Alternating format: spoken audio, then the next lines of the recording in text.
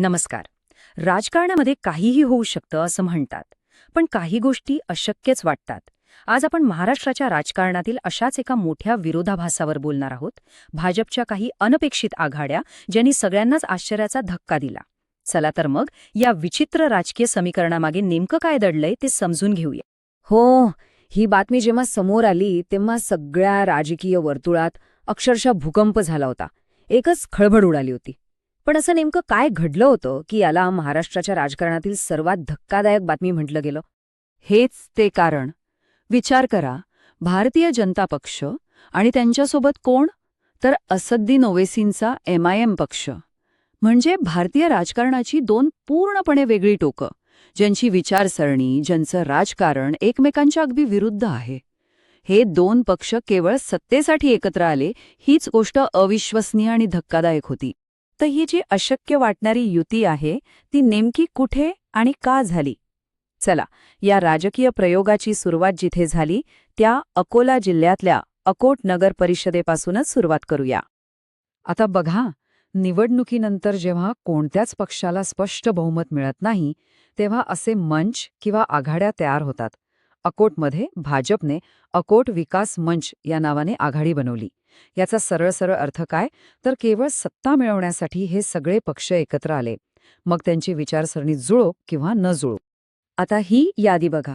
यात कोण कोण आहे?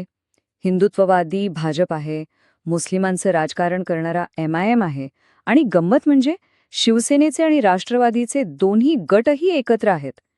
हे म्हणजे राजकारणातले एक असा अजब मिश्रण आहे, जिथे सत्तेच्या समीकरणापुढे सगळे वैचारिक मतभेद जणू काही विरघळून गेलेत. अकोटमध्ये जे घडलं ते फक्त एक उदाहरण आहे. यामागे स्थानिक राजकारणाचं एक मोठं गणित दडलेलं आहे. आणि हे गणित राष्ट्रीय राजकारणापेक्षा खूप वेगळं आणि अनेकदा जास्त गुंतागुंतीचं असतं. हो, हे अगदी खरंय.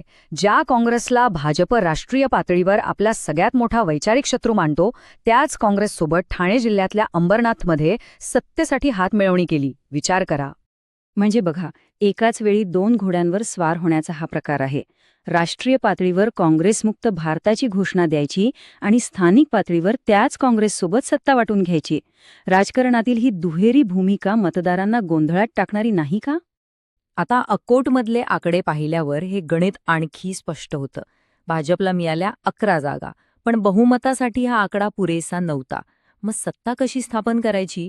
इथेच त्यांना MIMच्या 5 जागांची नितांत गरज होती. आणि मग काय? वैचारिक मतभेद बाजूला सारलेले आणि MIMने किंगमेकरची भूमिका बजावली. अंबरनाथमध्ये तर आणखी वेगळीच रणनीती होती. तिथे शिंदे गटाला, म्हणजे एकेकाळच्या मित्रालाच सत्तेपासून दूर ठेवायचं होतं. आणि त्यासाठी भाजपने कोणाशी हातमिळवणी केली? तर आपला कट्टर वैचारिक शत्रू असलेल्या काँग्रेसशी. म्हणजे शत्रूचा शत्रू तो आपला मित्र, हेच सूत्र इथे वापरलं गेलं. ठीक आहे, स्थानिक पातळीवर हे सगळं तर घडत होतं, पण मग पक्षाच्या मोठ्या नेत्यांना, म्हणजे दिल्ली आणि मुंबईत बसलेल्या नेत्यांना याची कल्पना होती का? त्यांची यावर काय प्रतिक्रिया होती? हा प्रश्न तर महत्वाचा आहेच. उपमुख्यमंत्री देवेंद्र फडणवीस यांच्या या वक्तव्यामुळे भाजपमधले अंतर्गत मतभेद चव्हाट्यावर आले. त्यांनी एकदम स्पष्ट शब्दांत सांगितलं की हा निर्णय वरिष्ठ नेतृत्वाला अजिबात मान्य नाही आणि स्थानिक नेत्यांनी घेतलेला हा निर्णय पक्षाच्या विचारधारेच्या पूर्णपणे विरोधात आहे. भाजपच्या या दुटप्पी भूमिकेमुळे विरोधकांना टीका करण्याची आयती संधी मिळाली. त्यांनी भाजपच्या विचारधारेवरच प्रश्नचिन्ह निर्माण करत त्यांना चांगलंच धारेवर धरलं. संजय राऊत तर आपल्या आक्रमक शैलीसाठीच ओळखले जातात. त्यांनी ही संधी अजिबात सोडली नाही आणि भाजपवर जोरदार हल्ला चढवला. राऊत यांनी थेट आरोप केला की भाजपची MIM सोबत छुपी युती आहे. आता हा आरोप भाजपसाठी खूपच गैरसोयीचा आहे. का? कारण यामुळे त्यांच्या हिंदुत्ववादी प्रतिमेला थेट धक्का बसतो. राऊत यांनी बरोबर त्याच दुखऱ्या नसेवर बोट ठेवलं. या सगळ्या घटनाक्रमामुळे भारतीय राजकारणातला एक मूलभूत प्रश्न पुन्हा एकदा चर्चेत आला आहे. तो म्हणजे राजकारणात विचारधारेला खरंच किती महत्त्व आहे, की ती फक्त सोयीनुसार वापरण्याची एक गोष्ट बनली आहे.